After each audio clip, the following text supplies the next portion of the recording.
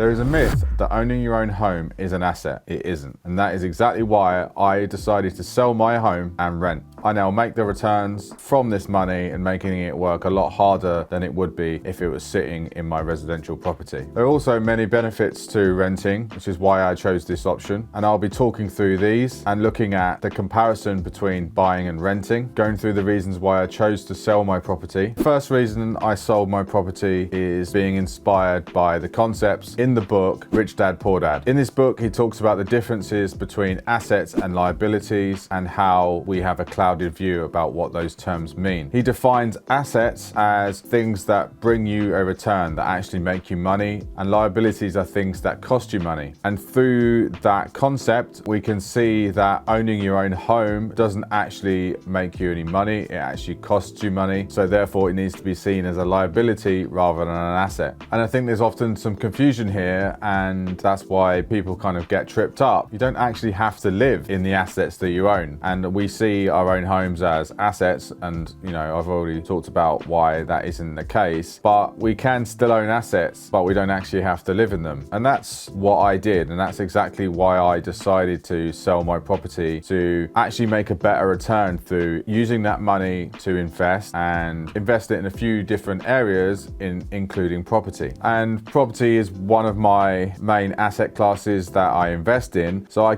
still get the benefits of owning a property, including the main one that you would get through your residential property, which is capital appreciation. I still get that, plus I also get the rental returns on a monthly basis, but I don't have to live in it. So that's reason number one, and that's a key concept to understand and that is going to flow throughout the rest of this video. So the next reason is maximizing my capital. I had a hefty deposit sitting in my home, I think about 70 grand, and that was, I think, about over 50% of the original purchase price. On top of that, I also had some equity because the property had gone up quite a lot in the time that I owned it. So all of that capital was sitting there essentially doing nothing. So I was looking at the options about how to get it out. So I considered the option of remortgaging, and I decided against it because I wouldn't be able to pull out enough funds to actually get to where I wanted to in terms of passive income and my goals around investing. And secondly, the reason why mortgage didn't work is that the interest payments, because I was on a capital repayment mortgage, would have gone up quite significantly, and all I was doing then is increasing my outgoings and then essentially giving money back to the bank through those capital repayments. I knew I wasn't going to be there forever, so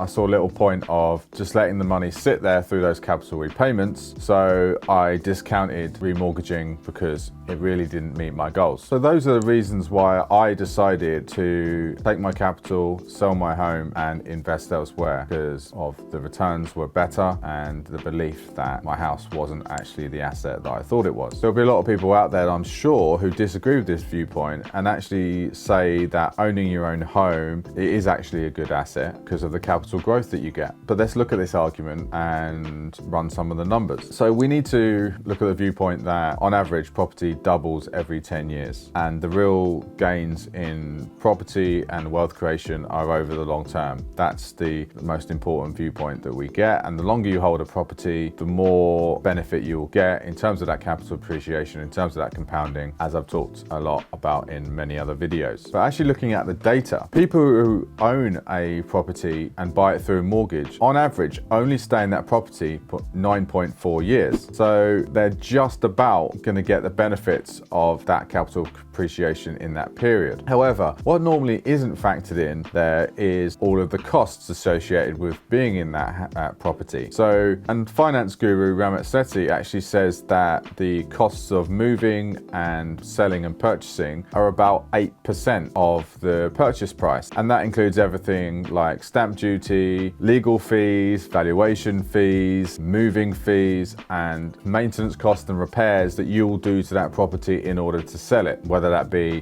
tidy up the garden, get it landscaped, paint the property to make it a more sellable proposition and to get a higher price. And all of that needs to be factored in here because it's often forgotten about when people talk about owning their own home and the benefits of doing that. Ramit Sethi often talks about that if people don't stay in their home long enough, like less than 10 years, the costs of owning that property often outweigh the gains in the short term. Because unless you're going to stay in your property property for 10 years and you're living in a high capital growth area, it's actually going to cost you money, or you might only break even to actually stay in that property over that less than 10-year period. And therefore, you need to consider the opportunity cost of tying up that capital and that deposit that you've got in that property and putting it elsewhere. For example, investing in property and putting in assets elsewhere. I think it's also worth considering, because I know a lot of you would be thinking out there, renting is essentially just throwing money down the drain, and renting is expensive, and there is a belief that renting is often more expensive than mortgages, for example. Well, I think we need to kind of look at the numbers to delve into that a bit deeper. And because of the market we're in at the moment, which, as I've said before, this is a kind of normal situation with interest rates and the base rate around 5%. We've been spoiled over the last sort of 10 years of having it, 1% or less. And these higher interest rates actually mean that it's a very close call between the costs of purchasing a property and having a mortgage and interest payments every month compared to renting. So let's look at an example. The average house price at the moment is £290,000. Let's find a property of around that value. So here's a property in St Albans, which is just outside London. It's a 2-bed masonette and it's being purchased, or you can purchase it for £288,000. If you purchase that on a mortgage at 75% loan to value with a 25% deposit and interest payments at 6%, your mortgage per month would be £1,353. If we looked at renting a very similar property, so here's a 2-bed property in the area, you can rent that property for £1,495. So as I've said, very similar costs. But the thing that's being left out here, and one of the main counter arguments to those people who say renting is throwing money down the drain, is essentially with capital repayment mortgages, which are the main type of mortgage to use on purchases,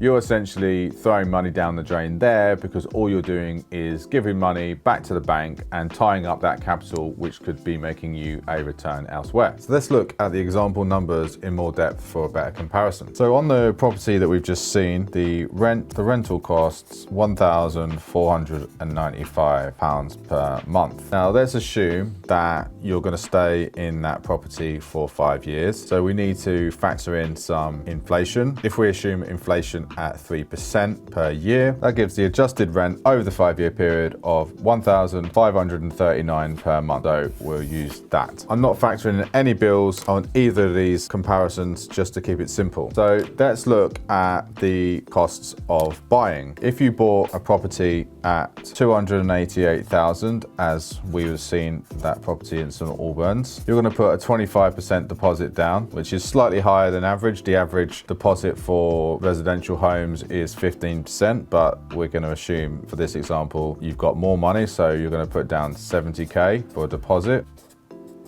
You're going to have costs of stamp duty and legals and valuation for the mortgage, which is going to come to around £5,000. And let's assume some moving costs of £1,000. So your total in on this property is £76,000. So if we look at the costs of this property in terms of monthly costs, you've got mortgage per month at 6% interest of 1,353. And we need to factor in maintenance, and this is something that doesn't often get factored in when people are considering their own home and the cost of owning it. So let's assume that, generally speaking, the good rule of thumb is 1% of purchase price for costs per year. So that equals, on this example, £2,800 per annum, which equals £233 per month. And this is at 1% of purchase price. So the monthly cost of the mortgage and owning this property, and this is obviously excluding any bills, and I'm not factoring in anything like service charges if it's a flat, is £1,586. So you can see that in this current market, because of the high interest rates, actually renting this property is actually cheaper by £40-ish than actually owning this property. And it is these opportunity costs that we've kind of been talking about, well, one of the other main factors why I chose to sell my property and invest that money instead, because I knew that I could make a better return with that money than it having sitting in my property. Because the returns on property, for example, on average could be around 12 to 15%, and that's on rent and leverage alone, not including capital appreciation. So this is the main argument here, and obviously it's all about running the numbers and doing your own comparison. Would your own property, with all of the costs factored in, make a return of 12 to 15%? It's very unlikely, but again, it's all depends on your circumstance and where you're living. So it is definitely worth running the numbers, and it's a great website that I'm just showing on the screen now where you can do that comparison. So in terms of opportunity costs, I think it's worth looking at an example of how you might put that 70k deposit that we've just talked about earlier to buy that property in St Albans, how you might be able to put that to better use. So with that 70k deposit, you could essentially buy 2 buy-to-lets in the northeast, for example, northwest, and you could do that for 35 each, and that's based on a 25% deposit plus fees, and that's purchase price of 80k per property. On these properties, it's a high yield, so the yield is over 9% gross yield, and you're going to get a rent of £650 per property per month. That means you're getting yearly £2,604 per year, which times 2 equals £5,208 profit across both properties. And factoring in 5% capital growth and the net cash flow over the 10-year period, plus the monthly cash flow, you're going to get a profit of £80,000, and that's over a 10-year period. And as I said before, the real wealth in property is over a much longer period than that. And given the example we showed earlier, the fact that renting is actually the same cost as purchasing, you're making £80,000 profit owning 2 buy-to-lets. You're getting paid twice through the capital appreciation and through the rental payment. So this is giving you money in your pocket. And actually, as we've seen, renting is the same cost on a monthly basis as owning, but this would give you a profit of £80,000 over 10 years. So that's the opportunity cost you've got to look at of tying up your capital in your own home rather than investing in assets. If you're enjoying this video today, please do subscribe. It really does make a difference to us and the growth of this channel, so really appreciate your support. Thanks very much, guys. So another benefit of renting, on top of all of the kind of investment related benefits that I've already talked through, it's often the case that you can actually afford a better property in a better area when renting compared to buying. And this was a number of years ago when I sold my property, and it was very difficult then to make that upgrade to,